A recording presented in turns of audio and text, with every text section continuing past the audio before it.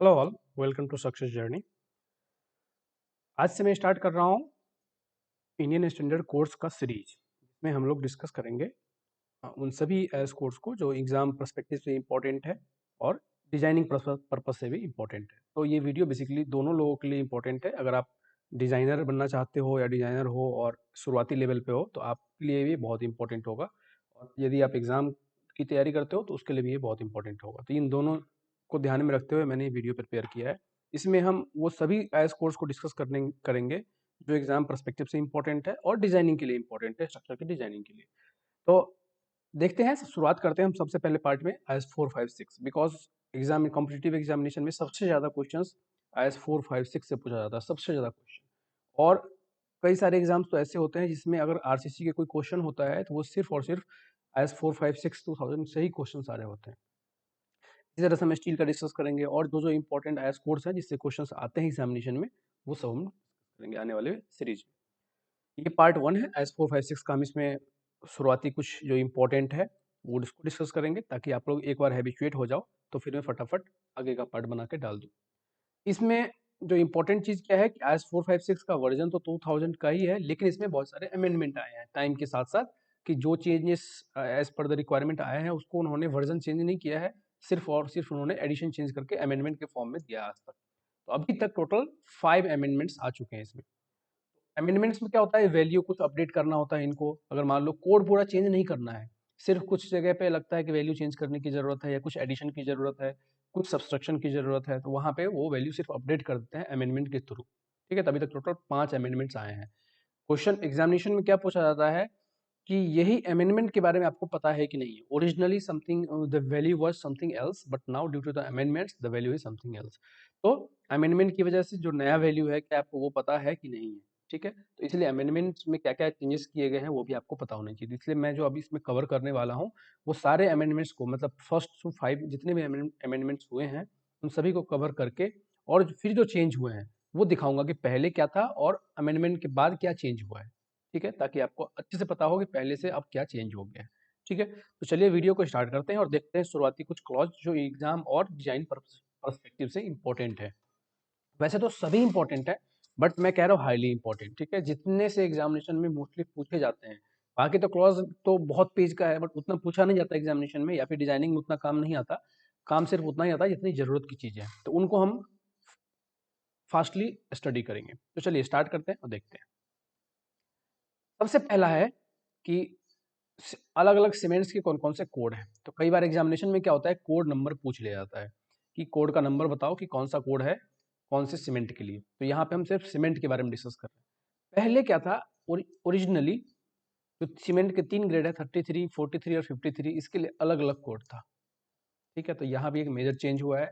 पहले जो था तीनों ग्रेड के लिए अलग अलग कोड था, बट अब क्या किया गया है, IS 269 में ही मॉडिफाई कर दिया गया है। अब IS 269 का जो लेटेस्ट वर्जन है वो क्या रिप्रेजेंट करता है, 33 ग्रेड नहीं बल्कि OPC, ordinary Portland cement including all the grades. ठीक है, तो पहले ये तीनों ग्रेड का अलग अलग था, अब फर्स्ट वाले में ही तीनों को मर्ज कर दिया गया है। मतलब ये दोनों कोड अब वैलिड नहीं है, इसमें जो स्पेसिफिकेशंस है वो पहले वाला है।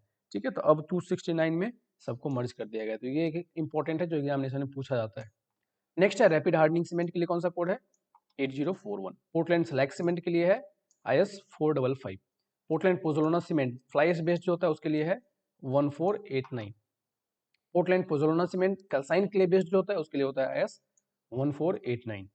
आपको ये कोड रिमेंबर इसलिए करना है क्योंकि एग्जामिनेशन में मैच करने वाला क्वेश्चन आता है जिसमें IS कोड का नंबर होता है और किसके लिए एप्लीकेबल है वो पूछा जाता है। इसलिए आपको कोड का नंबर पता होना चाहिए। एग्जाम पर्सपेक्टिव से अगर आप डिजाइनर हैं और आपने फ्लाई बेस्ड कोई डिजाइन किया है तो उसमें आपको कोड रेफर करना पड़ेगा उसकी स्पेसिफिकेशंस के लिए। सिमिलरली हाइड्रोफोबिक सीमेंट के लिए कौन सा कोड है, 8043।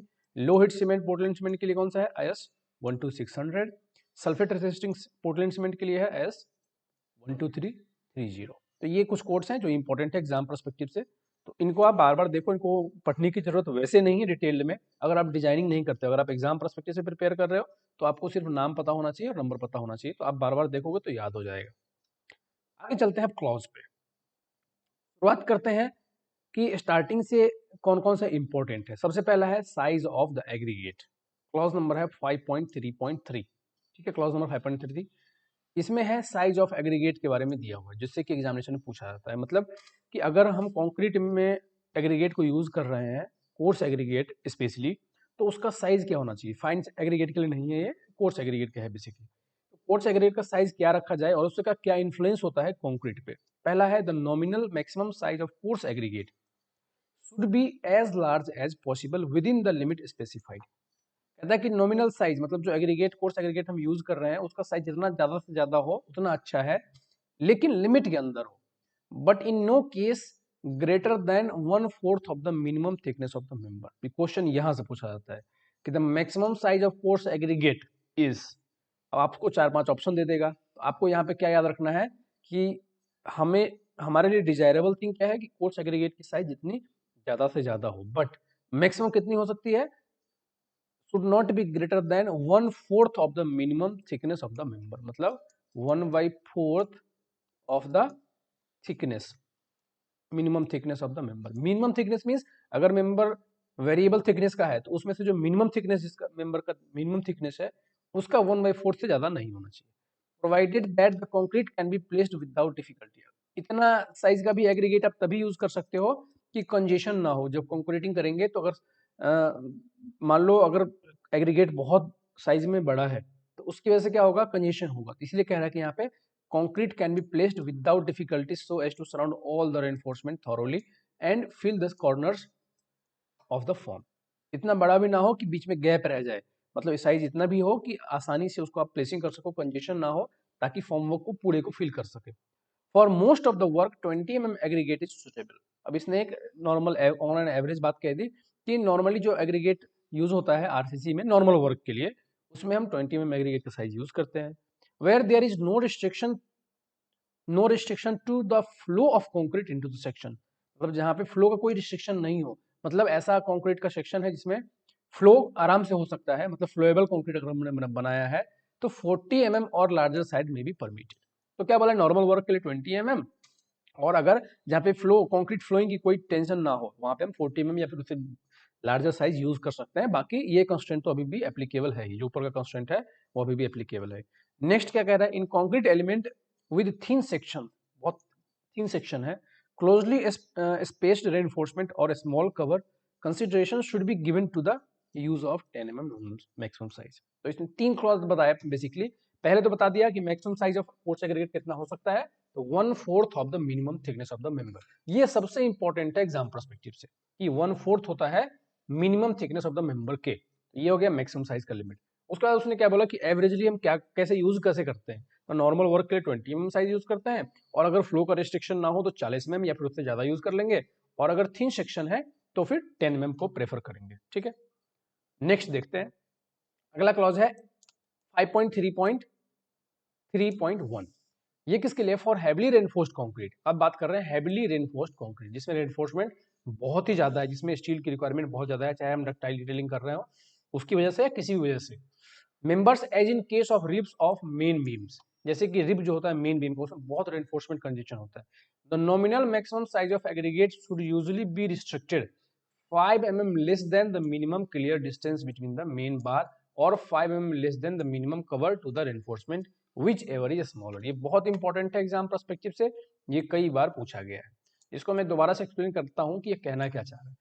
ये क्या कह रहा है कि अगर सेक्शन, हम 3 सेक्शन हमने पहले डिस्कस किए, अभी सेक्शन में इसने क्या बताया कि अगर जो सेक्शन है कंक्रीट का वो हैविली रेनफोर्स्ड है, मतलब रेनफोर्समेंट की रिक्वायरमेंट उसमें बहुत हाई है, तो जाहिर सी बात है अगर रेनफोर्समेंट हाई है तो अगर हम लार्जर साइज कंक्रीट एग्रीगेट का यूज करेंगे तो वो अटक जाएगा सरिये के बीच में, वो नीचे पेंट्रेट नहीं कर पाएगा, तो इसीलिए रिस्ट्रिक्शन है।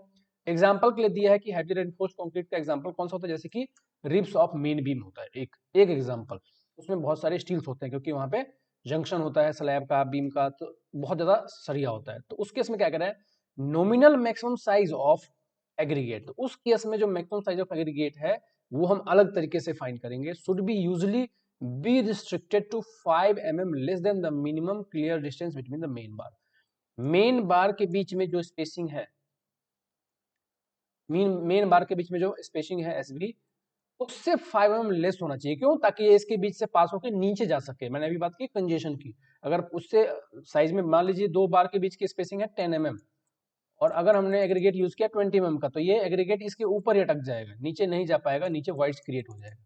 इसके लिए रिस्ट्रिक्शन है कि जो एग्रीगेट का साइज हो, उस केस में जो हमने मेन बार प्रोवाइड किया उसके बीच में जो स्पेसिंग है उससे 5 mm कम हो, ताकि वो नीचे पेनिट्रेट होकर चला जाए और कंक्रीटिंग कंप्लीटली फील्ड हो जाए। और दूसरा क्लॉज क्या कह रहा है कि 5 mm less than the minimum clear distance between the main bar, और 5 mm less than the minimum cover to the reinforcement whichever is smaller. और कवर मान लो कि ये तो हो गए रेनफोर्समेंट, और मान लेते हैं यहाँ पे एंड सेक्शन है, यहाँ तक बीम का सेक्शन है, तो यहाँ पे कवर है। अब कवर मान लेते हैं कि हमने इसमें 20 mm का प्रोवाइड किया है, 20 mm का प्रोवाइड किया है। और अगर कवर हम 20 mm का प्रोवाइड करते हैं और एग्रीगेट हम 25 mm का रखते हैं, तो ये यहाँ पे आएगा ही नहीं, जाहिर सी बात है ना, नहीं आएगा। कवर तो 20 mm का है और अगर हमने एग्रीगेट 25 mm का यूज कर लिया तो ये कवर बनेगा ही नहीं, कवर के ऊपर अटक जाएगा, क्योंकि यहाँ पे तो शटरिंग होगा साइड में और यहाँ पे स्टील है, तो ये शटरिंग और स्टील के बीच को सपोर्ट लेके नीचे वाइड क्रिएट कर देगा। इसीलिए ताकि कवर भी इफेक्ट ना हो और जो मेन सेक्शन है उसका भी, उसमें भी आपको वाइड क्रिएट ना देखने को मिले, इसलिए यहाँ पे दो क्लॉज है, दोनों में सेम ही थिंग है कि 5 mm क्लियर डिस्टेंस से या फिर 5 mm कवर से कम ही होना चाहिए हमेशा साइज, किसके लिए, हैवीली रेनफोर्स्ड कंक्रीट के लिए। क्वेश्चन में बहुत बार आया हुआ है, इसलिए मैंने इसको अच्छे से एक्सप्लेन कर दिया, ठीक है। विच एवर इज स्मॉलर, मतलब दोनों में से जो कम वैल्यू होगी वही वैल्यू हम यूज करेंगे। मान लेते हैं कि यहाँ पे रिक्वायरमेंट आ रही है 20 mm एग्रीगेट की और यहाँ पे रिक्वायरमेंट आ रही है 15 mm एग्रीगेट की, तो हम यूज करेंगे 15 mm एग्रीगेट। तो वहाँ पे हम मैक्सिमम साइज क्या यूज कर सकते हैं, 15 mm। दोनों में से जो भी कम देगा वैल्यू वो यूज करें। नेक्स्ट देखते हैं वाटर के बारे में क्या स्पेसिफिकेशंस हैं। अब वाटर किसके लिए, दो काम के लिए। पहला एक तो होता है क्यूरिंग के लिए, दूसरा होता है जो वाटर हम मिक्स कर रहे हैं कंक्रीट में, क्योंकि दोनों पर्पस के लिए वाटर की जरूरत होती है। तो दोनों का बेसिकली फंक्शन सेम ही होता है। क्यूरिंग भी हम उसी लिए करते हैं जिसलिए हम वाटर इनिशियली मिक्स करते हैं। क्यूरिंग इसलिए करते हैं ताकि अगर इवेपोरेशन की वजह से जो वाटर लॉस हो रहा है वो बाद में हम उसको एक्सटर्नली सप्लाई कर सकें, बट फंक्शन दोनों का सेम ही होता है, क्या, हाइड्रेशन ऑफ सीमेंट के लिए, ठीक है। तो दोनों में क्वालिटी सेम मेंटेन करनी है। तो क्लॉज कौन सा है, 5.1.2, ये क्या कहता है कि average 28 days compressive strength of at least 3 150 mm concrete cube. इसमें तीन बातें सामने आई। पहला कि 28 डेज पे कंप्रेसिव स्ट्रेंथ जनरली डिजाइन के लिए यूज करते हैं, ठीक है, 28 डेज पे कंप्रेसिव स्ट्रेंथ जो आता है उसको हम यूज करते हैं डिजाइन पर्पस के लिए। दूसरा कि एटलीस्ट 3 150 mm कंक्रीट क्यूब्स। इसमें दूसरी बात क्या सामने आई कि हम कभी भी एक कंक्रीट के क्यूब के रिजल्ट पे भरोसा नहीं करेंगे, हमें कम से कम 3 क्यूब कास्ट करना है और तीनों का जो एवरेज आएगा वही कहलाएगा 28 डेज कंप्रेसिव स्ट्रेंथ। तो अगर हम बोलते हैं कि इस कंक्रीट की 28 डेज पे कंप्रेसिव स्ट्रेंथ अगर 20 मेगापास्कल है, what it means, it means कि वो 3 क्यूब का कास्ट किया गया है और 3 का एवरेज स्ट्रेंथ अगर तो उतना आ रहा है 20 मेगापास्कल, तभी हम उसको बोलेंगे 28 डेज पे इतना है 20 मेगापास्कल स्ट्रेंथ है, ठीक है। और उस क्यूब का साइज क्या होगा, उसका साइज होगा 150 mm, 150 mm कंक्रीट क्यूब, मतलब 15 centimetre, 15 centimetre bye 15 centimetre bye 15 centimetre का क्यूब बनाएंगे। तीन बातें सामने आई। पहला कि अब इससे टेस्टिंग के लिए पूछते हैं कि कंक्रीट क्यूब जो बनाया जाता है उसका साइज क्या होता है, तो यहाँ से वो भी आपको पता चल गया 15 centimetre bye 15 centimetre bye 15 centimetre, ठीक है, ये क्यूब का साइज है। और एटलीस्ट 3 सैंपल का हम एवरेज लेते हैं किसी भी एक स्पेसिफाइड ड्यूरेशन पे स्ट्रेंथ बताने के लिए। Prepared with the water proposed to be used shall not be less than 90% of the average of the strength of 3 similar concrete cube prepared by the distilled water। अब इसमें क्या बोला कि कोई वाटर आपको चेक करना है कि ये वाटर यूज किया जा सकता है इस कंक्रीट में या नहीं, चाहे वो क्यूरिंग पर्पस के लिए हो चाहे मिक्सिंग पर्पस के लिए हो, तो उसको कैसे पता लगाएंगे कि है कि नहीं है। तो हम क्या करेंगे, 3 सैंपल, एटलीस्ट 3 सैंपल हम प्रिपेयर करेंगे जिस वाटर को हमें टेस्ट करना है और उसका 28 डेज पे स्ट्रेंथ चेक करेंगे। अगर वो 90% से कम आ रहा है तो वो रिजेक्ट कर देंगे। 90% किसका, अगर वही 3 सैंपल को हम सेम 3 सैंपल को हम डिस्टिल्ड वाटर के साथ प्रिपेयर करेंगे, ठीक है। और डिस्टिल्ड वाटर का जो स्ट्रेंथ आ रहा है, मान लेते हैं डिस्टिल्ड वाटर में स्ट्रेंथ आ रहा है 20 मेगापास्कल 3 सैंपल का, ठीक है। और हमने जो सैंपल कास्ट किया है जिस वाटर को टेस्ट करने के लिए कि क्या ये यूजेबल है, अगर उसका स्ट्रेंथ इसके 90%, मतलब अगर 200 का 90% है, मतलब 18 मेगापास्कल तक है, 18 मेगापास्कल या फिर 18 मेगापास्कल से ऊपर है, तो ओके है, तो हम वाटर को यूज कर सकते हैं, अदरवाइज नहीं यूज कर सकते। तो ये है तरीका कि कैसे हम पता लगाएंगे कि वाटर यूजेबल है या नहीं है, ठीक है। तो ये क्लॉज है जो कि इंपॉर्टेंट है। इसमें 3 बातें सामने आई हैं, इसलिए मैंने इसको डिस्कस किया। नेक्स्ट जो वाटर से इंपॉर्टेंटली क्वेश्चन पूछा जाता है वो है पीएच वैल्यू। कि वाटर जो यूज कर रहे हैं हम कंक्रीट के अंदर, उसकी पीएच वैल्यू क्या होनी चाहिए, क्योंकि पीएच वैल्यू क्या अफेक्ट करता है, पीएच वैल्यू अफेक्ट करता है रस्टिंग ऑफ द स्टील। अगर पीएच वैल्यू कम है, एसिडिक है, तो रस्टिंग ऑफ स्टील को अफेक्ट करेगा। तो क्या करेंगे, pH value of water shall not be less than 6। याद रखिए यहाँ पे कोई बेसिक के लिए कोई भी रिक्वायरमेंट नहीं है, मतलब बेसिक हो सकता है 11 भी हो सकता है, पीएच वैल्यू 13 भी हो सकता है, वो रस्टिंग को एक्सेलरेट नहीं करेगा। लेकिन अगर एसिडिक वाटर है तो वो रस्टिंग को एक्सेलरेट करता है, इसीलिए यहाँ पे लिमिट सिर्फ नीचे की तरफ है, मतलब एसिडिक नेचर के लिए सिर्फ यहाँ पे लिमिट स्पेसिफाई किया गया कि 6 से कम नहीं होना चाहिए, इससे ज्यादा एसिडिक है तो वाटर विल बी रिजेक्टेड। ठीक है, तो ये क्वेश्चन में कई बार आता है कि water used in the concrete shall not have pH value less than 6, less than 7, इस तरह से ऑप्शन होगा। तो आपको यहाँ पे याद रखना है कि लेस देन 7, 6 से कम नहीं होना चाहिए। नेक्स्ट क्वेश्चन है वाटर की परमिसिबल लिमिट। बहुत ही इंपॉर्टेंट है, बहुत ही इंपॉर्टेंट है, क्योंकि ये क्वेश्चन में बहुत बार पूछा जाता है, ये क्वेश्चन में बहुत ही बार पूछा गया है कि क्या होता है लिमिट। इसको आप ऐसा समझिए कि इस टेबल को तो आपको अच्छे से याद कर ही लेना है, इसमें से एक भी वैल्यू मिस नहीं होनी चाहिए, एग्जाम पर्सपेक्टिव के लिए बहुत इंपॉर्टेंट है। देखते हैं कि ये क्या है। जो वाटर हम यूज करने वाले हैं कंक्रीट के अंदर, उसके अंदर हम जब टेस्ट करेंगे तो ये सब कंपोनेंट की वैल्यूज इस लिमिट से ज्यादा नहीं होनी चाहिए। ये वो टेबल है, ठीक है। तब इसमें हर एक का, वैसे तो 5 ही हैं, आपको ये अच्छे से याद होना चाहिए। ऑर्गेनिक कंपाउंड, ऑर्गेनिक कंपाउंड अगर है तो उसका अमाउंट कितना होना चाहिए, 200 mg पर लीटर से ज्यादा नहीं होना चाहिए। इनऑर्गेनिक 3000 mg पर लीटर से ज्यादा नहीं होना चाहिए। Similarly sulphate as SO3 400 milligram per litre से ज्यादा नहीं होना चाहिए। क्लोराइड जो है HCl, क्लोरीन की तरह, क्लोरीन के फॉर्म में 2000 mg पर लीटर से ज्यादा नहीं होना चाहिए। और सिमिलरली सस्पेंडेड मैटर कितना नहीं चाहिए, 2000 mg पर लीटर। अब ये है बिट कंफ्यूजिंग, क्यों, क्योंकि इसमें आपको सभी वैल्यू कोई 200 के रेंज में दिख रहा है, मतलब इसमें दो वैल्यू ऐसी है जो 200 से 500 के रेंज में है, मतलब ऑर्गेनिक 200 mg पर लीटर और सल्फेट भी है 400 mg पर लीटर। तो आप इसको ऐसे रिलेट करके याद कर लो, ऑर्गेनिक और सल्फेट जो है ये दोनों 500 के रेंज में है, ऑर्गेनिक कम रहेगा, सल्फेट थोड़ा ज्यादा अलाउड है, मतलब 200 का डबल। और इनऑर्गेनिक क्लोराइड और सस्पेंडेड मैटर, मतलब इनऑर्गेनिक का लिमिट, क्लोराइड का लिमिट और सस्पेंडेड मैटर का लिमिट 1000 के रेंज में है, जबकि इसमें से दो चीज के लिए सेम है, क्लोराइड के लिए और सस्पेंडेड मैटर के लिए सेम है। लेकिन यहाँ पे क्लोराइड के लिए दो कंडीशन है, कह रहा है for concrete not containing embedded steel, किसके लिए है, जिसके अंदर अंदर स्टील ना हो। और 500 किसके लिए है, फॉर एनफोर्स्ड कंक्रीट वर्क। तो यहाँ पे कई बार ये भी पूछ लेते हैं इंडिविजुअली करके, मतलब ये हो गया पीसीसी के लिए, ये हो गया पीसीसी के लिए, और 500 हो गया आरसीसी के लिए। आरसीसी के लिए लिमिट है 500। तो क्वेश्चन में अगर पूछता है कि what is the chloride limit in water for RCC concrete, reinforced concrete पूछता है, तो वहां पे आपको 2000 ऑप्शन भी होगा, 2000 टिक नहीं करना है, वहां पे 500 टिक करना है, क्योंकि यहाँ पे क्लियरली स्पेसिफाइड है पीसीसी के लिए 2000 लिमिट है और आरसीसी के लिए 500 लिमिट है। तो इस तरह से आप टेबल याद कर लो, इस टेबल को आप अच्छे से, जितना अच्छे से हो सके याद करके रखो, क्योंकि इससे क्वेश्चन जरूर देखने को मिलता है आपको एग्जामिनेशन में, ठीक है। तो चलिए नेक्स्ट पे चलते हैं। नेक्स्ट क्या कह रहा है, कॉन्क्रीट। ये एक बहुत इंपॉर्टेंट टेबल है जो कि एग्जामिनेशन में कई बार रिसेंटली पूछा गया है। इस टेबल में हम लोग पहले डिस्कस करते हैं। ये है ओरिजिनल वर्जन, जो आपको इस साइड दिख रहा है, ये है ओरिजिनल ओल्ड वर्जन में जो कोड में दिया गया था कंक्रीट के ग्रेड, मतलब ये कोड S456 कंक्रीट के कौन से ग्रेड के लिए एप्लीकेबल है, पहले ये स्पेसिफाई किया गया था। जब ये बनाया गया था 2000 में, उस समय तक कंक्रीट का ग्रेड जनरली 80 तक यूज होता था, इसीलिए इसमें 80 तक ही स्पेसिफाई किया गया था। बट जैसे जैसे टाइम आगे बढ़ा, आप देख सकते हो यहाँ पे पूछते क्या है, वो मैं क्वेश्चन बताता हूँ आपको। यहाँ पे ये पूछते हैं एग्जामिनेशन में कि पहले तो ये classification, ordinary concrete, standard concrete और हाई स्ट्रेंथ कंक्रीट।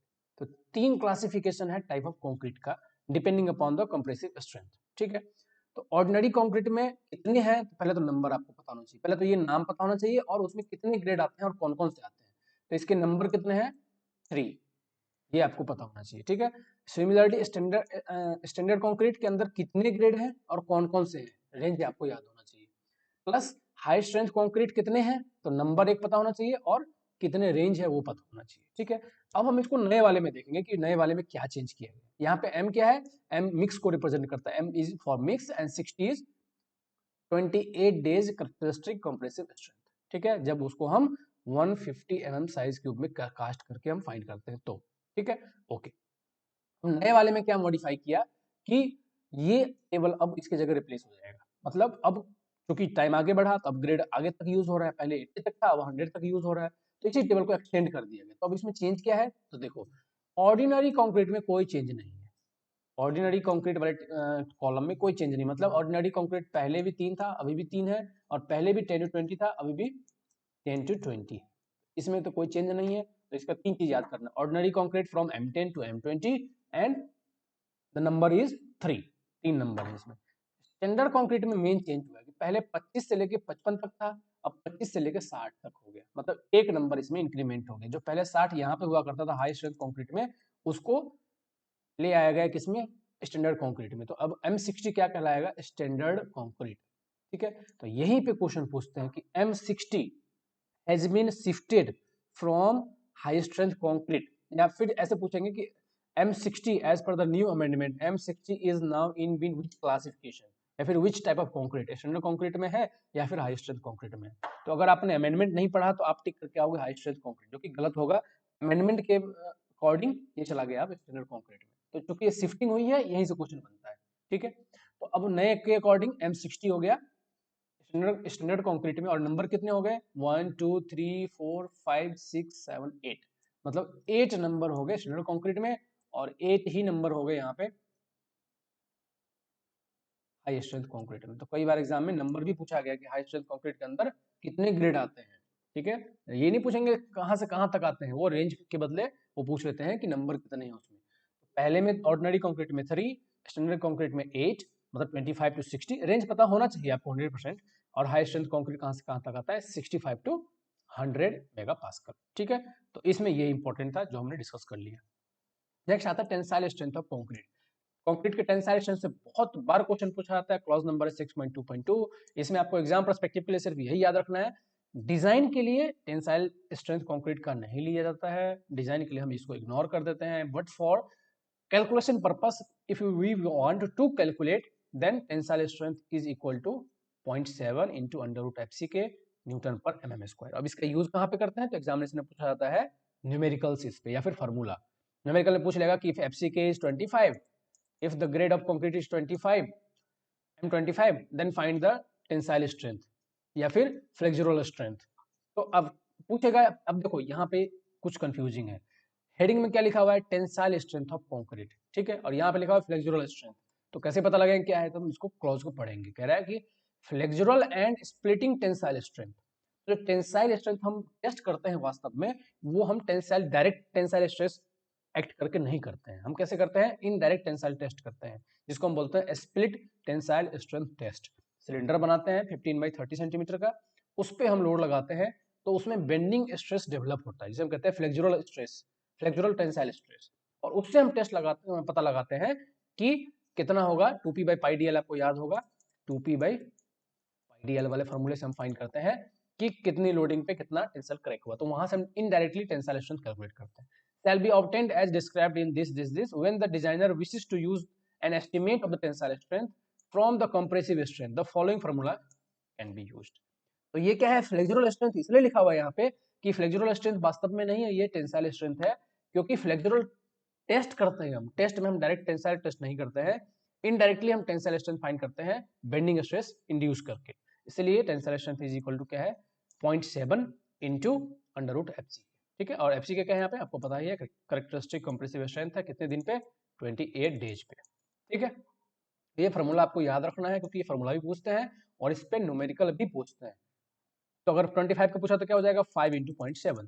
ठीक है, इस तरह से हम कैलकुलेट कर सकते हैं। नेक्स्ट आता है modulus of elasticity, clause number है 6.2.3.1, इससे भी क्वेश्चन पूछा जाता है। तो इसके लिए क्लॉज क्या है 5000 इंटू अंडर रूट एफसीके न्यूटन पर mm square.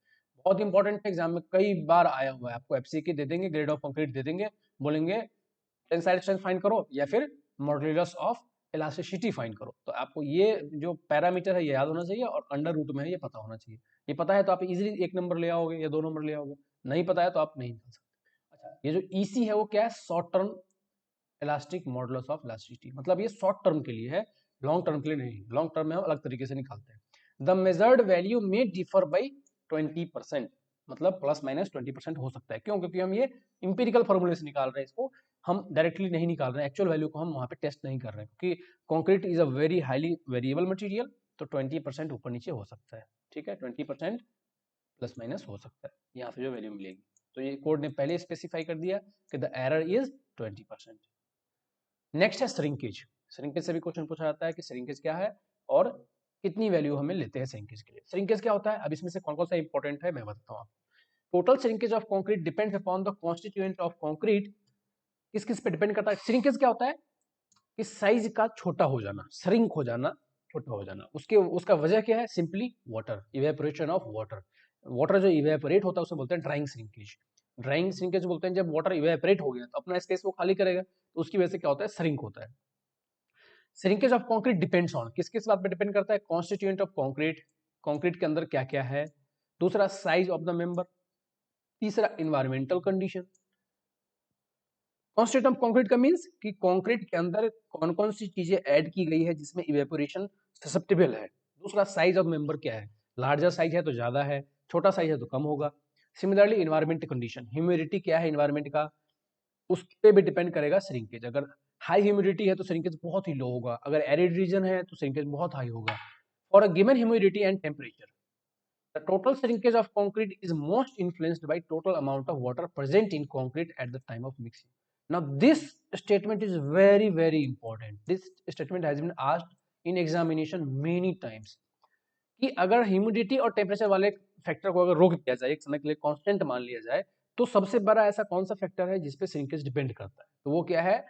Total amount of water present in the concrete eight the time of mixing. कितना पानी हमने ऐड किया था कंक्रीट के अंदर जब हम मिक्स कर रहे थे सीमेंट को, एग्रीगेट को, वाटर को, to a lesser extent by cement content. ठीक है, तब ये क्या कह रहा है कि सबसे ज्यादा किस पे डिपेंड करता है? पानी कितना हमने ऐड किया है ना, उससे कम डिपेंड करता है सीमेंट कंटेंट पे। ठीक है, तो ये आपसे क्वेश्चन कई बार पूछा जाएगा कि किस पे ज्यादा से ज्यादा डिपेंड करता है, कि the water added at the time of mixing पे ज्यादा डिपेंड करता है और सीमेंट कंटेंट पे कम डिपेंड करता है। नेक्स्ट क्या है? In the absence of test data, अगर आपके पास डेटा नहीं है, the approximate value of total shrinkage strain. अगर आपके पास डेटा नहीं है तो टोटल श्रिंकेज स्ट्रेन आप कितना ले सकते हो? 0.0003। ये एक वैल्यू कई बार पूछा गया एग्जामिनेशन में, तो आपको यहाँ पे याद होना चाहिए जितने जीरो है वही नंबर है। यहाँ पे जीरो के बाद 3 जीरो है और 3 ही यहाँ पे आपको डालना है। ये वैल्यू कई बार पूछा गया कि टोटल श्रिंकेज स्ट्रेन कितना होता है एज पर आईएस 456 या फिर एज पर आईएस कोड 0.0003। चूंकि ये स्ट्रेन है इसलिए इसकी यूनिट नहीं होगी। नेक्स्ट है creep, again very important topic, creep के बारे में। क्रिप क्या होता है? Creep of the concrete depends in addition the factor listed in 6.2.4। मतलब क्या हुआ कि कंक्रीट का जो क्रिप है वो किस पे डिपेंड करता है? कि जो हमने 6.2.4 में, मतलब यहाँ पे जो डिस्कस कर लिया, कौन कौन किस किस क्या क्या है यहाँ पे? Constituent of concrete, size of the member and environmental condition. इसके अलावा और किस किस बात पे डिपेंड करता है creep? Stress in concrete, age at the loading and duration of the loading.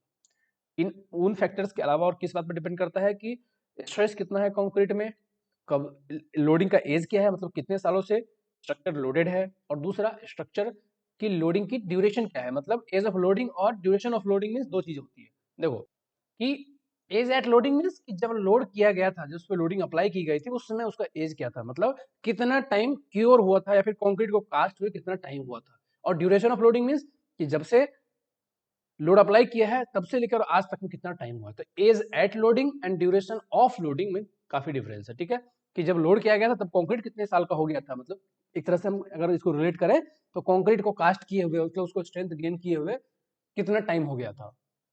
तो इन बातों पे एडिशनली डिपेंड करता है। As long as the stress in the concrete does not exceed, ये बहुत इंपॉर्टेंट पैरामीटर है, क्योंकि जब तक कंक्रीट में जो लोड है या स्ट्रेस है वो एक्सीड नहीं करता है 1/3 of its characteristic compressive strength. मान लेते हैं अगर M20 ग्रेड का कंक्रीट है और इसकी जो स्ट्रेस है, मतलब अंदर लोडिंग है, वो अगर 1/3, मतलब इसका अगर 1/3 होगा, M20 का अगर 1/3 निकाले तो 6.66, मतलब 6.66 से जब तक एक्सीड नहीं कर रहा है एक्चुअल लोडिंग, क्रीप में be assumed to be proportional to the stress. मतलब क्रीप को हम स्ट्रेस के प्रोपोर्शनल मान लेंगे, जैसे जैसे हम स्ट्रेस बढ़ाएंगे वैसे वैसे क्रीप बढ़ेगा, क्रीप वर्सेस स्ट्रेस। लेकिन अगर इससे ज्यादा है तो इसका रिलेशन नॉन लीनियर होता है, जिसको हमें कैलकुलेट करने की जरूरत पड़ती है। ठीक है, तो ये एक इंपॉर्टेंट है। तो आप इससे क्वेश्चन क्या पूछता है, इसमें से क्वेश्चन क्या आता है मैं वो बताता हूँ। क्वेश्चन में दे देगा क्रिप डिपेंड्स ऑन, क्रिप, ये बहुत बार आया है क्वेश्चन में, क्रिप डिपेंड्स ऑन, क्रिप डिपेंड्स ऑन, पहला ऑप्शन होगा स्ट्रेस, दूसरा ऑप्शन होगा एज ऑफ लोडिंग, तीसरा ऑप्शन होगा वाटर। इस तरह से 4-5 ऑप्शन होगा और पूछेगा कि कौन सा ऑप्शन करेक्ट है, 1 करेक्ट है, 1 2 करेक्ट है, 1 2 3 करेक्ट है, इस तरह से। तो इसमें आपको क्या ध्यान रखना है, ये बहुत बार क्वेश्चन पूछा गया क्रिप के बारे में। तो आपको इसमें क्या रखना है कि स्ट्रेस इन द कॉन्क्रीट, पहला स्ट्रेस पे क्रिप डिपेंड करता है, दूसरा एज एट लोडिंग पे डिपेंड करता है, और ड्यूरेशन ऑफ लोडिंग पे डिपेंड करता है, और जो पहले वाला था वो तो है ही कि कॉन्क्रीट के क्या क्या कॉन्स्टिट्यूएंट है, साइज ऑफ द मेंबर क्या है, और इन्वायरमेंटल कंडीशन क्या है। तो ये 3 इधर हो गए और 3 इधर, टोटल 6 बातों पे क्रिप डिपेंड करता है, 6 आप याद करके रखो। इसके अलावा जो भी देखिए आपको उसको कट करना। अच्छा, अगर आपसे पूछता है कि श्रिंकेज, श्रिंकेज डिपेंड्स ऑन, और ये 3 ऑप्शन के अलावा अगर वहां पे स्ट्रेस दे देगा तो क्या स्ट्रेस पे डिपेंड करता है? नहीं। ये क्वेश्चन भी कई बार आया है कि श्रिंकेज डिपेंड्स ऑन, स्ट्रेस दे देगा उसमें कि स्ट्रेस पे डिपेंड करता है, टाइम ऑफ लोडिंग पे डिपेंड करता है, बिल्कुल नहीं। कि श्रिंकेज के केस में स्ट्रेस से कोई लेना देना नहीं, because shrinkage is not load dependent. ये किस पे डिपेंड करता है कि अंदर में कॉन्स्टिट्यूएंट क्या है, मेंबर का साइज क्या है, इन्वायरमेंट का ह्यूमिडिटी कितना है, टेम्परेचर कितना है, उस पर डिपेंड करता है। ठीक है, तो ये हो गए फैक्टर्स। नेक्स्ट आता है in the absence of experimental data detailed information on the effect of the variables the ultimate creep strain.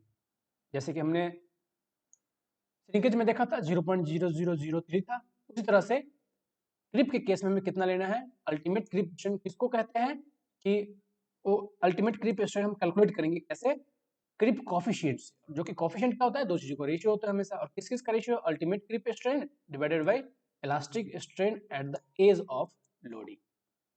क्रिप coefficient जो होता है वो दो चीजों का रेशियो है, ये भी क्वेश्चन में पूछा जाता है किस किस चीजों का रेशियो है, अल्टीमेट क्रिप स्ट्रेन का और इलास्टिक स्ट्रेन का रेशियो है, कब, at the age of loading, जब हमने लोडिंग अप्लाई किया था उस समय के स्ट्रेन को बोलते हैं इलास्टिक स्ट्रेन, और अल्टीमेट क्रिप स्ट्रेन को बोलते हैं जब फाइनल, मतलब फाइनल कितना स्ट्रेन डेवलप हो सकता है उसमें, इन दोनों को रेशियो को बोलते हैं क्रिप स्ट्रेन। मतलब इससे क्या मिलेगा हमें कि रेट, कि मान लीजिए किसी का स्ट्रेन होता है 10 और स्टार्टिंग पे 1 था, तो 1 to 10 का रेशियो जो है वो क्या कहलाएगा, क्रिप का कोफिशिएंट, ताकि हम रेट से मल्टीप्लाई कर सके इसको अल्टीमेटली फाइंड करने के लिए।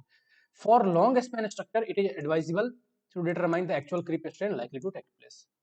क्या करें, लॉन्गर स्पैन के लिए आप खुद ही कैलकुलेट करो या फिर एक्चुअल डेटा से आप इसको रिलेट करो। अब यहाँ पे ये बहुत इंपॉर्टेंट है, पूछते हैं कि टाइम के साथ क्रिप कोफिशिएंट की वैल्यू घटेगी या बढ़ती है। तो वैल्यू भी आपको याद हो तो अच्छा है, बट आपको ये वैल्यू ये पता होना चाहिए कि बढ़ रही है या घट रही है, क्वेश्चन में ये पूछा गया है बार बार। टाइम के साथ देखो, आप भी आपको भी पता है कि क्रिप कोफिशिएंट क्या है, रेशियो है इसका अल्टीमेट और इलास्टिक स्ट्रेन का। अल्टीमेट तो सेम ही रहने वाला है, इलास्टिक स्ट्रेन की वैल्यू क्या होने वाली है टाइम के साथ, टाइम के साथ बढ़ने वाली है, इसीलिए ये वैल्यू आगे घटती जाएगी। जैसे जैसे हम आगे बढ़ेंगे तो क्रिप कोफिशिएंट की वैल्यू घटती जाएगी टाइम के साथ। ये वैल्यू कई बार पूछा गया है कि टाइम के साथ क्रिप कोफिशिएंट की वैल्यू घटती है या बढ़ती है, वैल्यू याद हो तो मच बेटर है, अदरवाइज आपको रेट तो पता ही होना चाहिए कि डिक्रीज होता है। नेक्स्ट क्या है, थर्मल एक्सपेंशन। थर्मल एक्सपेंशन पूछा है कि थर्मल एक्सपेंशन क्या होता है, तो कह रहा है कि थर्मल एक्सपेंशन जो है वो डिपेंड करता है किसकी चीजों पे, नेचर ऑफ सीमेंट, एग्रीगेट पे, सीमेंट कंटेंट पे, और रिलेटिव ह्यूमिडिटी पे, साइज ऑफ सेक्शन पे। किस चीज का थर्मल एक्सपेंशन, कंक्रीट का। कंक्रीट पर यूनिट इंक्रीज और डिक्रीज इन टेम्परेचर की वजह से कितना एक्सपेंड या कॉन्ट्रैक्ट होगा, ठीक है, उसको बोलते हैं एक्सपेंशन। तो कंक्रीट का जो एक्सपेंशन है वो इन चीजों पे डिपेंड करता है, किस पे, नेचर ऑफ सीमेंट पे, एग्रीगेट पे, सीमेंट कंटेंट पे, रिलेटिव ह्यूमिडिटी पे, और साइज ऑफ सेक्शन पे। अब डिपेंड करता है कि एग्रीगेट हमने कौन सा यूज किया है, कोएफिशिएंट ऑफ थर्मल एक्सपेंशन अलग अलग होगा। जैसे कि यहाँ पे सब एग्रीगेट है, कौन सा एग्रीगेट आपने यूज किया उस पर डिपेंड करता है कि कंक्रीट का फाइनल, मतलब कंक्रीट का थर्मल एक्सपेंशन मोस्टली किस पे डिपेंड करता है, टाइप ऑफ एग्रीगेट पे। अगर आपसे क्वेश्चन में पूछे कि कोएफिशिएंट ऑफ थर्मल एक्सपेंशन जो कंक्रीट का है वो हाईली डिपेंडेंट कौन किस पे है, वो है कौन से एग्रीगेट हमने यूज किया है, एग्रीगेट के थर्मल एक्सपेंशन कोएफिशिएंट पे।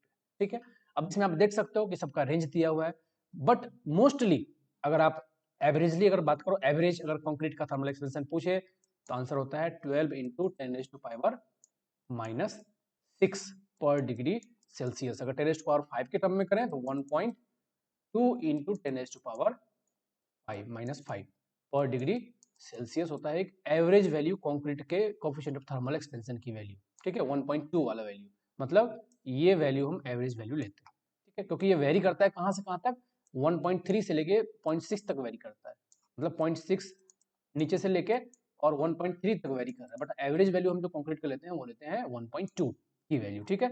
तो वैसे ये बात बार बार नहीं पूछते हैं, बट आपसे एक एवरेज वैल्यू ये वाला क्वेश्चन जरूर पूछ सकते हैं कई बार एग्जामिनेशन में कि what is the value of coefficient of thermal expansion for concrete.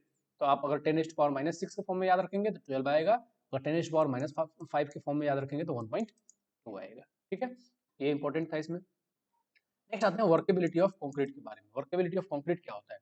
Workability of concrete के लिए यहाँ पे सेक्शंस डिफाइंड है, ठीक है। तो workability of concrete depending upon slump, ये क्लासिफिकेशन है, very low, low, medium, high and very high, ठीक है। तो ये क्लासिफिकेशन है, 5 क्लासिफिकेशन, और उसके लिए करस्पॉन्डिंग स्लम्प टेस्ट में स्लम्प की वैल्यू गिवन है, ठीक है। वेरी लो के लिए स्पेसिफाइड नहीं है स्लम्प, और वेरी हाई के लिए भी स्पेसिफाइड नहीं। मतलब इसका क्या हुआ, इसके दो मतलब हुए।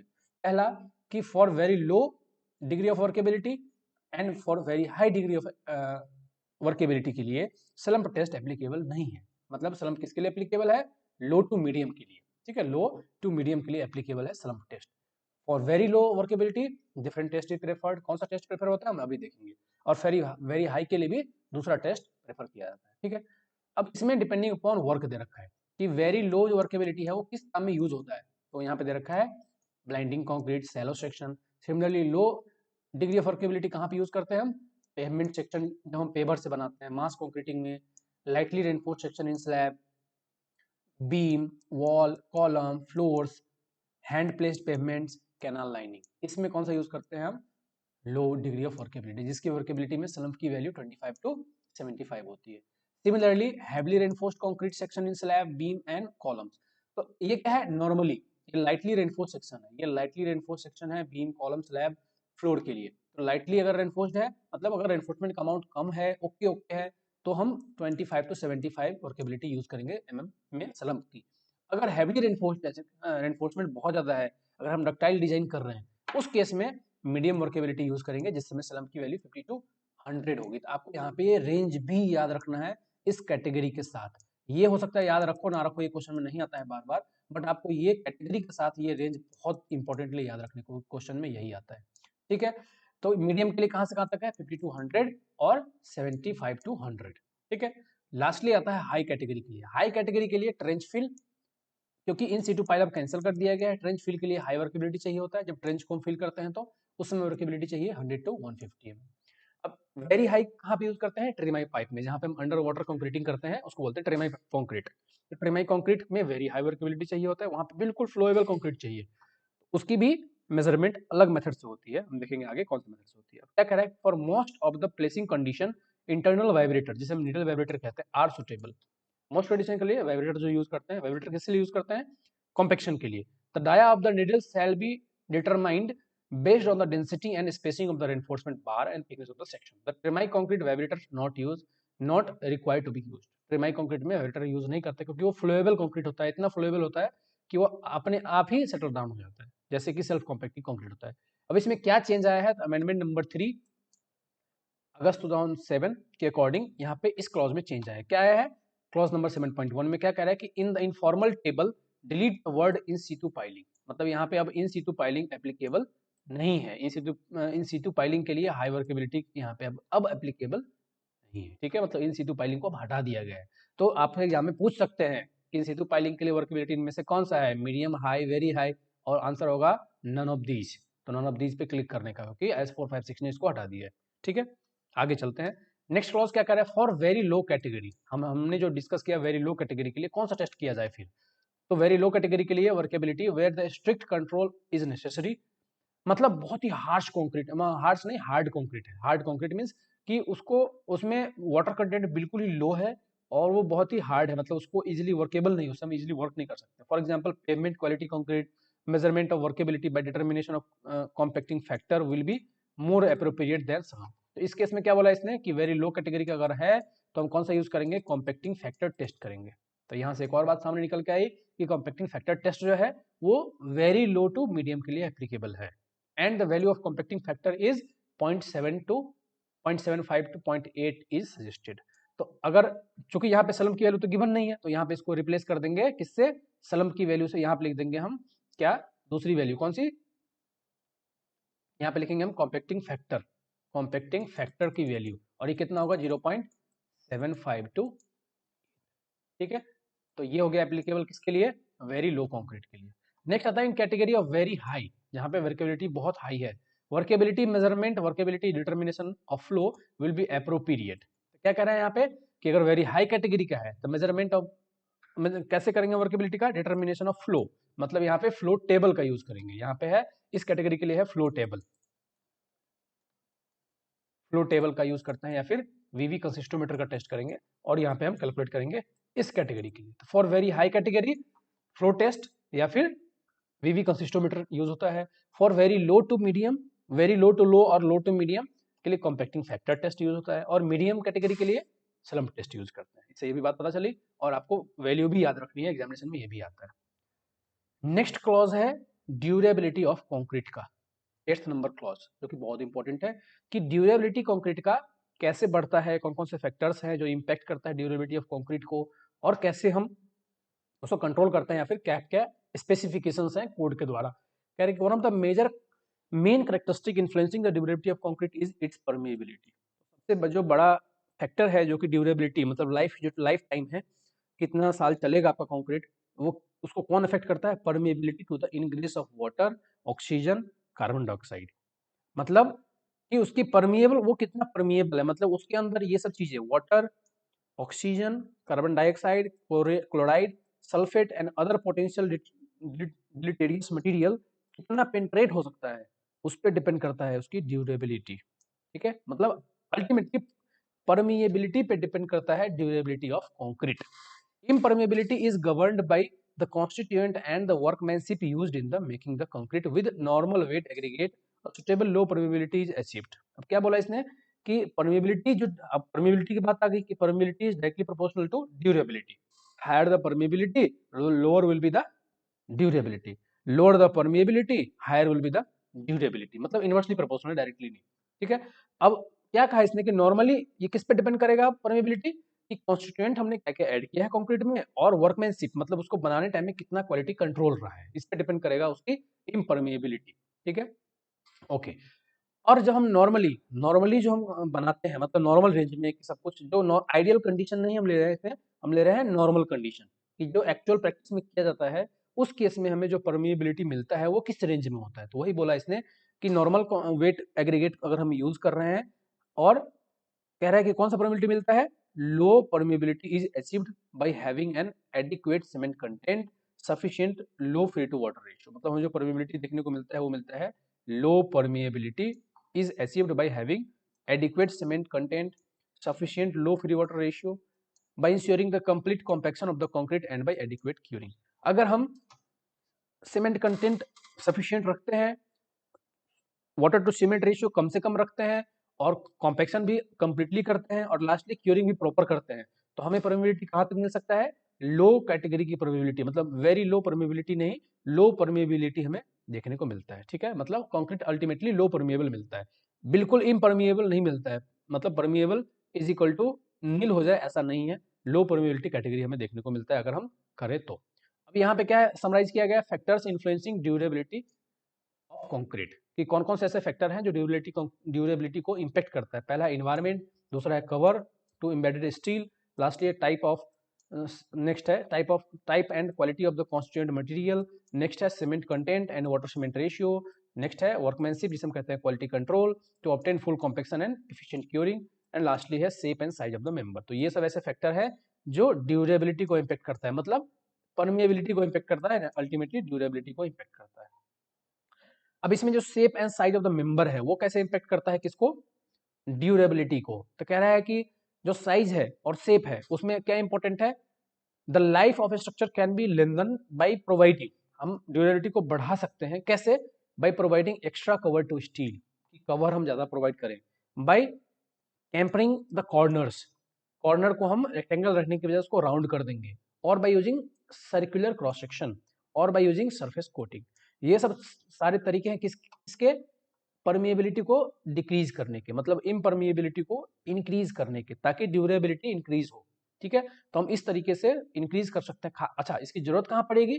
जहां पे कंक्रीट हाईली ससेप्टिबल हो ingress of water, oxygen, chloride, sulphate, इसकी पेंट्रेशन के लिए। नॉर्मल कंडीशन में, नॉर्मल इन्वायरमेंट है तो वहां पे इसकी जरूरत नहीं पड़ेगी, बट हम जब कंक्रीट को ऐसी जगह पे यूज कर रहे हैं जहाँ पे कंक्रीट ससेप्टिबल है वाटर के इनग्रेस के, अंडर वाटर अगर यूज कर रहे हैं, किसी एसिडिक इन्वायरमेंट में यूज कर रहे हैं, कहीं ऐसा यूज कर रहे हैं जहाँ पे ह्यूमिड कंडीशन ऐसा है कि बहुत इन्वायरमेंटल इफेक्ट रहता है, तो वहां पे हम इन सब चीजों का यूज कर सकते हैं ताकि उसकी इम्परमेबिलिटी को बढ़ाया जा सके, अल्टीमेटली ड्यूरेबिलिटी को बढ़ाया जा सके।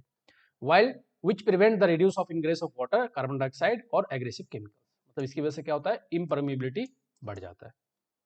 नेक्स्ट आता है exposure condition. Again very important table. Exposure condition क्या है कि अभी हमने डिस्कस किया कि इन्वायरमेंट स्ट्रक्चर कौन से इन्वायरमेंट में रखा गया है उस पर डिपेंड करता है कि वो कौन से कैटेगरी के अंदर आता है। तो क्वेश्चन में क्या पूछा जाता है कई बार कि इन्वायरमेंट एक्सपोजर कितने कैटेगरी है? तो टोटल 5 कैटेगरी है। कौन सा? Mild, moderate, severe, very severe and extreme. तो माइल्ड किसको बोलेंगे और उसका डेफिनेशन यहाँ पे लिखा हुआ है। डेफिनेशन नहीं पूछते हैं वैसे तो, बट आपको ये कैटेगरी में से पूछेंगे कि कितने क्लासिफिकेशन है। ठीक है, और कभी कभार पूछ लेते हैं कि अगर ये कंडीशन है तो कौन से कैटेगरी में फॉल करेगा। ठीक है, तो बट मोस्टली इसमें से पूछेंगे कि कितने क्लासिफिकेशन है इन्वायरमेंट कंडीशन के, या फिर इन्वायरमेंटल एक्सपोजर कंडीशन के आधार पे स्ट्रक्चर को कितने क्लासिफिकेशन में बांटा गया। तो 5 क्लासिफिकेशन में बांटा गया। नेक्स्ट है फ्रीजिंग एंड थॉइंग। कह रहा है कि when freezing and थॉइंग action under weight condition. Freezing and थॉइंग कहाँ पे होता है?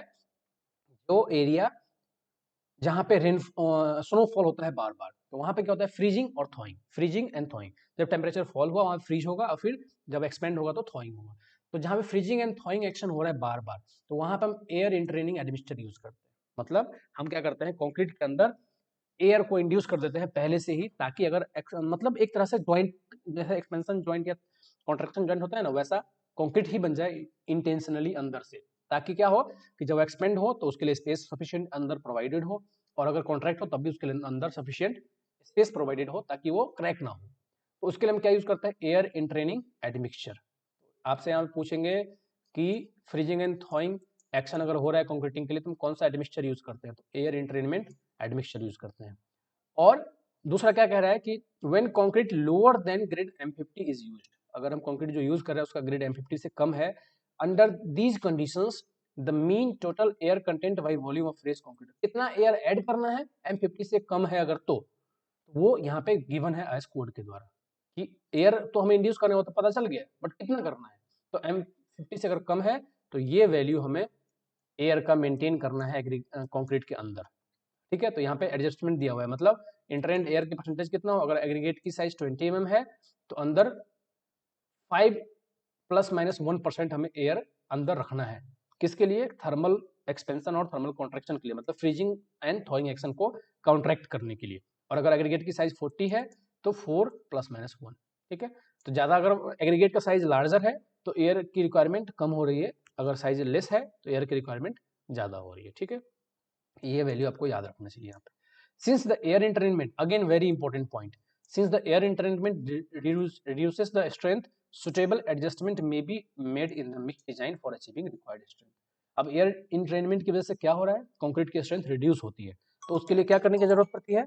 उसके लिए जरूरत पड़ती है कि अगर हमने वाटर ऐड किया है तो स्ट्रेंथ घटेगी उसकी, तो स्ट्रेंथ घटेगी तो उसके लिए हमें सफिशिएंटली, अब M30 डिजाइन कर रहे हैं तो हमें रिक्वायरमेंट हमें M40 का हो जाएगा, क्योंकि स्ट्रेंथ घटने वाली है एयर की वजह से।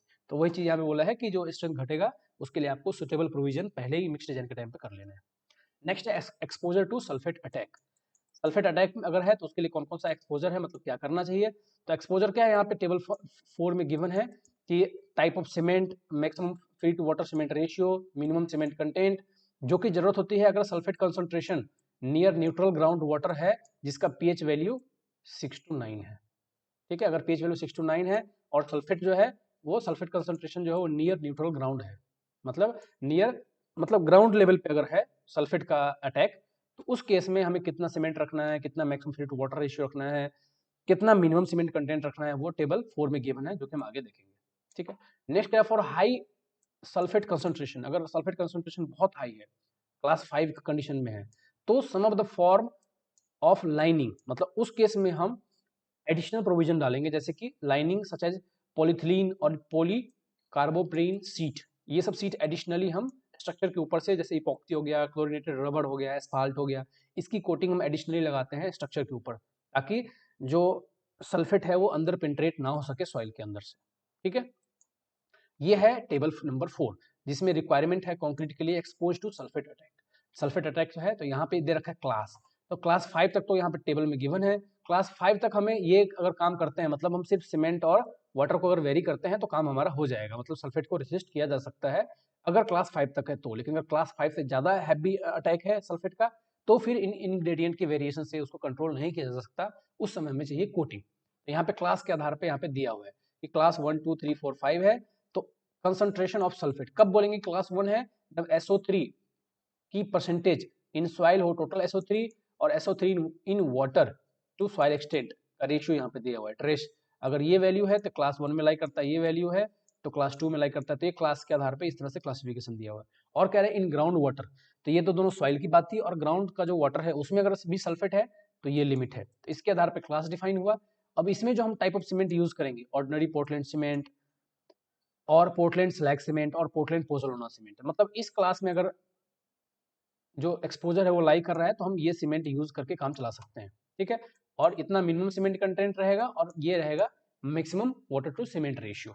ठीक है, फेस नहीं है, फ्री है, इसको चेंज किया गया था, फेस वाटर नहीं, ये फ्री वाटर है। ठीक है, free water to cement ratio maximum में इतना रख सकते हैं और मिनिमम सीमेंट कंटेंट, मतलब अगर क्लास 1 सल्फेट का क्लास है तो हम OPC यूज कर सकते हैं, या फिर पोर्टलैंड स्लैग सीमेंट यूज कर सकते हैं, या फिर PPC यूज कर सकते हैं, by controlling minimum cement content and maximum free water to cement ratio.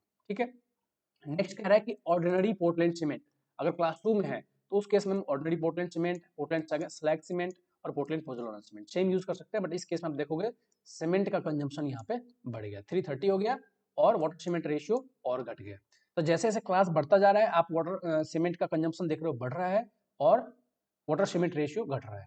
तो फॉर क्लास 5, मतलब क्लास 5 तक हम कंट्रोल कर सकते हैं इन दो वेरिएबल को कंट्रोल करके, वाटर और सीमेंट को कंट्रोल करके हम क्लास 5 अटैक सल्फेट का जो है वहां तक कंट्रोल कर सकते हैं, बट इसके बियॉन्ड नहीं। अब इसमें कुछ चेंज किया गया है, इसमें देखिए आपको यहाँ पे ये 4 क्लॉज थे, तो फोर्थ क्लॉज को चेंज किया गया है। फोर्थ क्लॉज को यहाँ पे जो ये फोर्थ क्लॉज है, यहाँ पे ये वैल्यू ऐड किया गया है। क्या कह रहा है, पहला क्या कह रहा है, cement content given in the table is irrespective of the grade of the cement. ये जो सीमेंट है वो कोई भी ग्रेड के पे डिपेंडेंट नहीं है, कोई भी ग्रेड आप यूज करो, 33 43 या 53 सबके लिए सेम ही रहने वाला है। Use of super sulphated cement is generally restricted where the prevailing temperature is above 40 degree Celsius. कह रहा है टेम्परेचर अगर 40 डिग्री सेल्सियस से ज्यादा है तो वहां पे हम सुपर सल्फेटेड सीमेंट यूज नहीं कर सकते, जो कि यहाँ पे रिकमेंड किया, आप देख रहे हो super sulphated cement, super sulphated cement, super sulphated cement. इन सब जगहों पे हमें और का कंडीशन यूज करना पड़ेगा अगर यहाँ पे प्रिवेलिंग टेम्परेचर कितना है, 40 डिग्री सेल्सियस से ज्यादा है तो। ठीक है, तो ये क्लॉज नंबर 2 कहता है। नेक्स्ट क्या है, super sulphated cement gives an acceptable life provided that concrete is dense and prepared with a water cement ratio of 0.4 or less in mineral acids down to pH 3.5। कह रहा है कि जो super sulphate cement है वो हमें acceptable life देता है, मतलब सफिशिएंट ड्यूरेबिलिटी प्रोवाइड करता है, बशर्ते वो डेंसली पैक्ड हो और वाटर सीमेंट रेशियो 4 या फिर उससे कम में बना हो, और मिनरल एसिड्स के अंदर जिसका जो कि पीएच वैल्यू उसकी 3.5 तक कर दे, उसको मिक्स करके बनाया गया हो। नेक्स्ट कह रहा है फोर्थ क्लॉज, तो फोर्थ क्लॉज में अब मॉडिफाई किया गया, हम मॉडिफाइड वाले को पढ़ेंगे। The cement content given in column 7 मतलब टेबल आर मिनिमम रिकमेंडेड, तो टेबल कॉलम 7 जो है यहाँ पे, जो यहाँ पे सीमेंट कंटेंट जो यहाँ पे गिवन है ये वाला टेबल आर, ये कॉलम नंबर, इसमें कॉलम 6 है, इसमें कॉलम नंबर 7 है। ठीक है, अब table are minimum recommended for SO3 content near the upper limit of any class cement content above this class are advised. ये जो है मिनिमम कंटेंट है, यही प्रोवाइड नहीं करना है, इससे ज्यादा प्रोवाइड करना है। For the purpose of calculation of SO3 content if the test results in form of SO4 the following relation shall be used. अगर आपने टेस्ट किया SO4 के फॉर्म में, SO3 आप कैसे कैलकुलेट कर सकते हो, SO3 जो होता है वो SO4 से कम होता है, तो ये भी क्वेश्चन में आ सकता है कि SO4 अगर क्वांटिटी गिवन है, SO4 टेस्ट आपने किया है जिसमें आपने SO4 का क्वांटिटी फाइंड किया है, तो SO3 कंटेंट कैसे फाइंड करोगे, तो उसके लिए हम 0.833 से मल्टीप्लाई कर देते हैं तो SO3 आता है। नेक्स्ट है nominal cover to the reinforcement shall be provided as per 26.4, मतलब कवर कितना प्रोवाइड करना है, क्योंकि हमने एक जुगाड़ ये भी देखा था कि कवर ज़्यादा बढ़ाएंगे तो भी हम ड्यूरेबिलिटी को बढ़ा सकते हैं, एक्सपोजर कंडीशन अगर हायर है तो। उसका हम जब डिस्कस करेंगे क्लॉज नंबर 26.4, उस कंडीशन में देखेंगे कि कौन से मेंबर के लिए कितना, या फिर कौन से किस पे डिपेंडेंट है कवर, कितना एक्सपोजर है, कौन से एक्सपोजर पे कितना कवर होना चाहिए। तो नेक्स्ट क्लॉज क्या है 8.2.4.1, ये क्या कहता है, free water to cement ratio जो है इंपॉर्टेंट फैक्टर है governing the durability of the concrete should be always be lowest value. तो अगर हमें ड्यूरेबिलिटी को बढ़ाना है तो वाटर टू सीमेंट रेशियो कम से कम होना चाहिए। Appropriate values for minimum cement content and maximum free water ratio are given in table 5। तो कितना रखना है, तो कम तो बोल दिया इसने, तो कम कितना रखना है उसके लिए टेबल 5 में वैल्यूज गिवन है अलग अलग एक्सपोजर कंडीशन के आधार पर। The minimum cement content and maximum water cement ratio applies to 20 mm nominal aggregate is given. मतलब जो टेबल 5 में गिवन है वो 20 mm nominal size of aggregate के लिए गिवन है। For other size of aggregate this should be changed as per given table 6। और अगर दूसरा साइज का कोई एग्रीगेट हमने यूज किया है तो उन वैल्यूज को हमें चेंज करने की जरूरत पड़ेगी। नेक्स्ट इंपॉर्टेंट क्लॉज क्या है, मैक्सिमम सीमेंट कंटेंट। अभी हमने टेबल यहाँ पे देखा था, इसमें सीमेंट कंटेंट जो था मिनिमम कितना था 400 था, ठीक है, किसी भी मतलब हाईएस्ट क्लास के लिए 400 था। और मैक्सिमम कितना होना चाहिए, cement content not including fly ash ground granulated blast furnace slag. मतलब सिर्फ सीमेंट का जो अमाउंट है सेल slag in excess of 450 kg per meter cube should not be used unless special consideration has been given in the design to increase the risk of cracking। क्या बोला है कि अगर हम सिर्फ सीमेंट यूज की बात करें, इसमें फ्लाई एश या फिर स्लैग इंक्लूडेड नहीं है, तो हम 450 से ज़्यादा यूज नहीं करेंगे। क्यों, क्योंकि 450 से ज़्यादा यूज करेंगे तो उसमें हाई क्रैक डेवलप होंगे, क्रैक बहुत ज़्यादा डेवलप होगा। आप तब तक प्रोवाइड नहीं कर सकते जब तक आपके लिए क्रैकिंग कोई रिस्क नहीं है। क्रैकिंग अगर आपके लिए अगर रिस्की फैक्टर है तो आप 450 से ज़्यादा प्रोवाइड मत करो। अगर आपके लिए क्रैकिंग कोई खास मैटर नहीं करता, क्रैक चलेगा, तब आपकी रिक्वायरमेंट है तो आप 450 से ऊपर जा सकते हो ड्यू टू ड्राइंग श्रिंकेज। और ये किसकी वजह से होता है, ड्राइंग श्रिंकेज की वजह से इन द थिन सेक्शंस और early thermal cracking and to the increase of risk of damage due to alkali silica reaction. Cracking की वजह से क्या होता है, अल्कलाई और सिलिका रिएक्शन भी होता है। तो ये आपको मैक्सिमम लिमिट आपको याद रखना है। सिर्फ सीमेंट की जो मैक्सिमम क्वांटिटी हो सकती है वो है 450 kg पर metre cube for any classification for any places. ठीक है, 450 से ज़्यादा आप किसी भी कंडीशन में नहीं दे सकते, चाहे सल्फेट का टैक हो, चाहे नॉर्मल इन्वायरमेंट हो, चाहे हाई स्ट्रेंथ कंक्रीट हो, हाई परफॉर्मेंस कंक्रीट हो, चाहे कोई भी कंक्रीट हो। ठीक है, अब यहाँ पे है टेबल 5 जिसमें दिया हुआ minimum cement content, maximum water to cement ratio, minimum grade of concrete और different exposure with nominal weight of aggregate 20 mm nominal size. अब ये टेबल बहुत ही वीवीआई है एग्जाम पर्सपेक्टिव से। मैं आपको बताता हूँ कैसे एग्जाम में क्या क्या पूछा गया है, मैं वो भी बताता हूँ। एग्जाम में क्या पूछा जाता है, ये 5 अलग अलग एक्सपोजर कंडीशन के लिए, ये है पीसीसी के लिए और ये है आरसीसी के लिए लिमिट। अब आपको इसमें रेंज पूरा का पूरा याद रखना है, हर एक कंडीशन के लिए वैल्यूज याद रखनी है, पीसीसी के लिए भी और आरसीसी के लिए भी वैल्यू, ये दोनों वैल्यू याद रखनी है। मतलब वाटर टू सीमेंट रेशियो कितना है और सीमेंट कंटेंट मिनिमम से मैक्सिमम कितना है।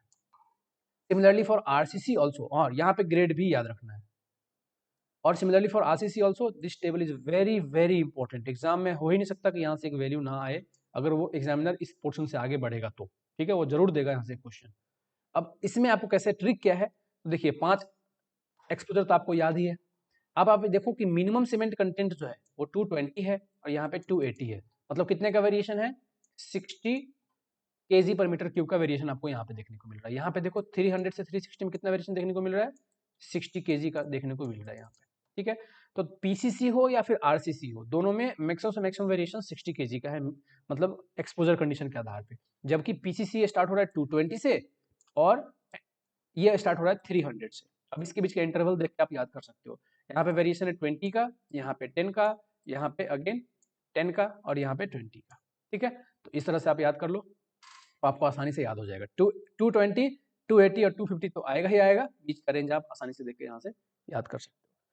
ये टेबल बहुत इंपॉर्टेंट है, इसको जैसे भी याद करो पर याद करो, क्योंकि एग्जाम में बहुत इंपॉर्टेंटली हर बार आता है। ठीक है, एक्सपोजर कंडीशन पीसीसी के लिए भी आपसे पूछ देगा कि मॉडरेट कंडीशन के लिए पीसीसी के लिए बताओ free water to cement ratio कितना आएगा, तो यहाँ पे 0.6 आपको याद होना ही चाहिए, अभी आप मार्क्स गेन कर सकते हो, अदरवाइज नहीं आएगा।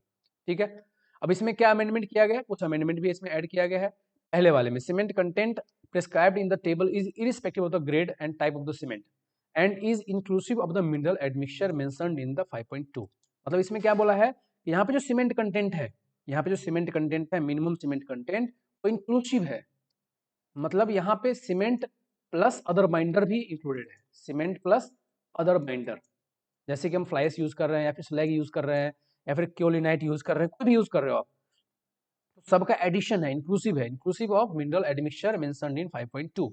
The mineral admixture such as fly ash, ground granulated blast furnace slag shall be taken into account in concrete composition with respect to the cement content, water cement ratio not exceeding the limit of fly ash and slag specified. मतलब जितना limit है कि कितना fly ash maximum add कर सकते हैं या slag कितना मैक्सिमम ऐड कर सकते हैं, जो कि इस क्लॉज में गिवन है, उससे ज़्यादा नहीं होना चाहिए। और इन सभी को मिला के जो फाइनल सीमेंटीशियस मटेरियल आ रहा है उसकी लिमिट है ये मिनिमम की वैल्यू, ठीक है। मिनिमम 300 का मतलब क्या हो गया, मिनिमम सीमेंट कंटेंट नहीं, मिनिमम सीमेंटीशियस कंटेंट हो गया, including cement, fly ash, slag या फिर और भी राइस हस्क वगैरह यूज किया आपने, तो सबको ऐड करके जो आएगी वैल्यू वो है मिनिमम वैल्यू।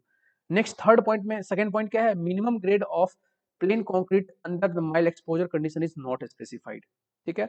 मतलब यहाँ पे जो ये वैल्यू है माइल्ड कंडीशन में प्लेन कंक्रीट के लिए ये नॉट स्पेसिफाइड, यहाँ पे ग्रेड 1 नहीं है। तो आपसे क्वेश्चन में कई बार ये भी पूछते हैं बल्कि कि माइल्ड कंडीशन के लिए पीसीसी का ग्रेड क्या है, ग्रेड दे देंगे कंफ्यूज करने के लिए और लास्ट में पूछेंगे नन ऑफ दीज, तो आपको आंसर नन ऑफ दीज टिक करना है, ठीक है।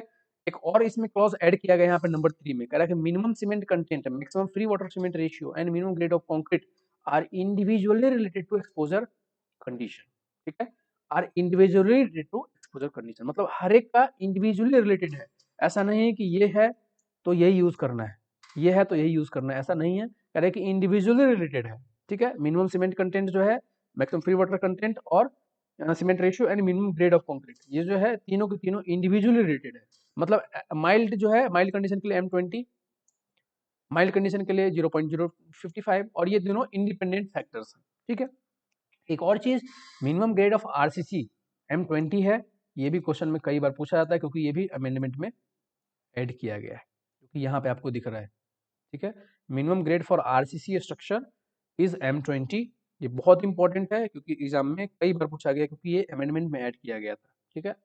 ओके, ये था पार्ट 1 में, इसके आगे का हम लोग नेक्स्ट पार्ट में डिस्कस करेंगे। आप लोगों को वीडियो अच्छा लग रहा है तो आप लोग मुझे कमेंट सेक्शन में लिखिए, मुझे थोड़ा मोटिवेशन मिलेगा, तो उससे मैं और जल्दी जल्दी आपके लिए वीडियो बनाऊंगा, क्योंकि इसमें बहुत एफर्ट लगता है, टाइम और मेहनत दोनों लगता है इसमें। वीडियो अच्छा लगा हो तो वीडियो को आप लोग लाइक कीजिए, चैनल को सब्सक्राइब कीजिए। इस तरह से मिलते हैं हम लोग नेक्स्ट पार्ट में। Thank you all, thanks for the watching.